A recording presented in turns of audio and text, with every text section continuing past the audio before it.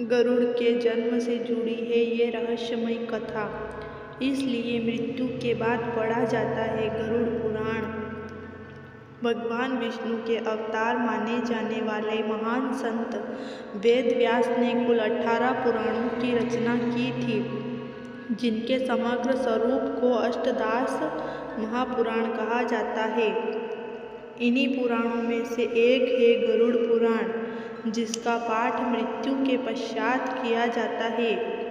हिंदू शास्त्रों के अनुसार कहा जाता है, गरुड़ पुराण के द्वारा ही आत्मा को इस संसार से मुक्ति मिलती है और वह निर्धारित स्थान की ओर प्रस्थान करती है। लेकिन क्या आप जानते हैं कि गरुड़ पुराण जिस भगवान गरुड़ पर हैं, उनका जन्म कैसे हुआ था? गरुड़ के जन्म की यह कहानी कश्यप ऋषि की 2 पत्नियां विंता और कद्रु के साथ शुरू होती है। दरअसल एक बार ऋषि कश्यप ने अपनी पत्नी कद्रु से कहा कि वह संतानों उत्पत्ति के लिए एक यज्ञ प्रारंभ करने जा रहे हैं, ताकि उन्हें और अधिक पुत्रों की प्राप्ति हो सके। कश्यप ऋषि ने सबसे पहले कद्रु से पूछा कि उन्हें और कितने पुत्र चाहिए। इस सवाल के जवाब में कद्रु ने कहा कि उन्हें बहुत सारे पुत्र चाहिए, ताकि वह उनकी आज्ञा का पालन करने के साथ साथ उनकी हर इच्छा भी पूरी कर सके। ऋषि कश्यप ने जब अपनी दूसरी पत्नी विंता से कहा, तब विंता ने जवाब दिया कि वह मात्र 2 पुत्रों की कामना करती हैं, जो कद्रु के सभी पुत्रों की अपेक्षा ज़्यादा ताकतवर हो। कश्यप ऋषि ने उन दोनों की इच्छा को स्वीकार कर लिया। कश्यप ऋषि ने यज्ञ प्रारंभ किया। यज्ञ पूर्ण होने के बाद कद्रु को 1000 अंडज मिले, जिनमें से उन्हें 1000 पुत्र उत्पन्न होने थे। कद्रु ने सभी अंडों को गर्म पानी में रख दिया और उनकी देखरेख करने लगी। इसके बाद ऋषि कश्यप ने बोने ऋषियों ने विंता के 2 पुत्रों की उत्पत्ति के लिए यज्ञ प्रारंभ किया। इस यज्ञ के द्वारा उन्होंने एक ऐसे पुत्र का आवाहन किया जो इंद्रदेव से कहीं ज़्यादा ताकतवर होता और साथ ही उसके भीतर अपने स्वरूप को बदलने के साथ भारी से भारी सामान उठाने के भी ताकत होती। इंद्र को यह भनक लगी कि इस यज्ञ के द्वारा एक नए और ताकतवर इंद्र का जन्म होने वाला है।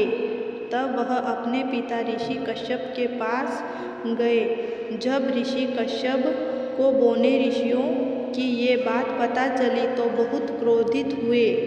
अपने पुत्र का सम्मान बचाए रखने के लिए कश्यप ऋषि बोने ऋषियों के पास गए और उनसे कहा कि उनके पुत्र से एक भूल हो गई है, जिसके लिए वे माफ़ी के हकदार हैं। आप जिस ताकतवर इंद्र का आवाहन कर रहे हैं, उसे देवताओं का नहीं बल्कि पक्षियों के इंद्र के रूप में बुलाएं।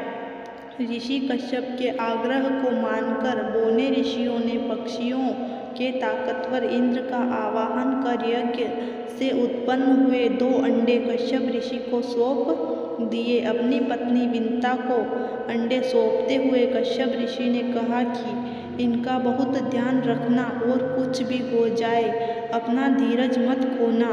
इतना कहकर ऋषि कश्यप हिमालय पर तप करने के लिए प्रस्थान कर गए। आगे चलकर कद्रु के 1000 अंडों में से 1000 सांप निकले, जो बहुत ताकतवर थे। कद्रु उन्हें देखकर बहुत प्रसन्न होती और उनके साथ खेलती, लेकिन समय पूरा होने के बाद भी विंता के अंडों में से कुछ भी नहीं निकला। कद्रु विंता को ताना मारने का एक भी मौका नहीं छोड़ती थी। ऐसे में जलन में आकर उन्होंने अपना एक अंडा तोड़ दिया, यह देखने के लिए कि उसमें कुछ है भी या नहीं। अंडे के भीतर उसे अपना पुत्र दिखाई दिया, जिसका शरीर का ऊपरी हिस्सा तो था, लेकिन बाकी का हिस्सा मात्र मांस का लोथड़ा था। इस पुत्र का नाम अरुण था। अरुण ने अपनी माँ से कहा पिता के कहने के बाद भी आपने धैर्य खो दिया और मेरे शरीर का विस्तार नहीं होने दिया। इसलिए मैं आपको श्राप देता हूँ कि आपको अपना जीवन एक सेवक के तौर पर बिताना होगा। विंता को कद्रू की सेविका बनना पड़ा और कुछ दिनों बाद अंडे में से निकले गरुड़, जिनका चेहरा, सिर और चोंच चील की तरह और शरीर इंसान का था, का जन्म हुआ। वह भी अपनी माँ के साथ सेवक के तौर पर ही रहा। गरुड़ बहुत ताकतवर थे और अपनी इच्छा अनुसार अपना स्वरूप बदल सकते थे। ऐसा माना जाता है कि अगर मौत के बाद गरुड़ पुराण पढ़ी जाए तो मृत व्यक्ति की आत्मा को और धरती के बंधन से मुक्ति मिलती है।